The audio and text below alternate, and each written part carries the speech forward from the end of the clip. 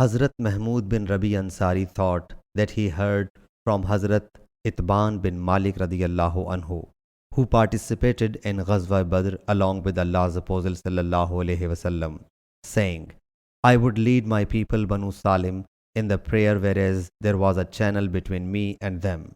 And when it would rain, it would become difficult for me to reach their mosque. I went to Allah's Apostle sallallahu alaihi wasallam and said, my eyesight has become weak and the channel that is between me and my people starts flowing when it rains and it becomes hard for me to reach there. I wish you may come and perform prayer in my house so that I should make that place as a place of prayer. Allah's Apostle sallallahu alaihi wasallam said, I will do that. Next day, when the sun rose high, Allah's Apostle sallallahu alaihi wasallam and Hazrat Abu Bakr radiyallahu anhu came.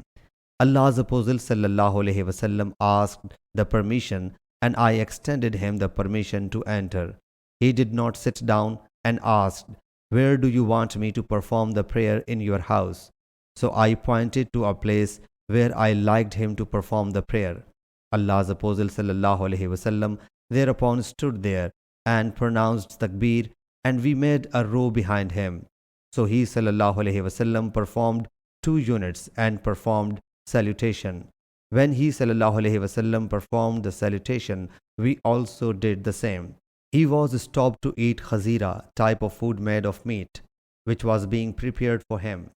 When the neighbors heard that Allah's Apostle sallallahu alaihi wasallam was in my house, a lot of people thronged to my house till it was crowded with men. One of them said, what is wrong with Malik? I do not see him. Another man said, he is a hypocrite. He does not love Allah Jalla Jalaluhu and His Apostle sallallahu alaihi wasallam. Allah's Apostle sallallahu alaihi wasallam said, do not say so. Do not you see he has said, there is no worthy of worship saves Allah Jalla Jalaluhu, only for Allah's pleasure. That man said, Allah Jalla Jalaluhu and His Apostle sallallahu alaihi wasallam know better. Otherwise, by Allah Jalla Jalaluhu, we have seen his inclination and talk only to the hypocrites. Allah's Apostle sallallahu alaihi wasallam said, Allah has forbidden hell to the man who says there is no worthy of worship saves Allah Jalla Jalaluhu, for Allah's pleasure. Hazrat Mahmud narrates, I narrated this hadith to some people among them. There was also Hazrat Abu Ayyub, the companion of Allah's Apostle sallallahu alaihi wasallam.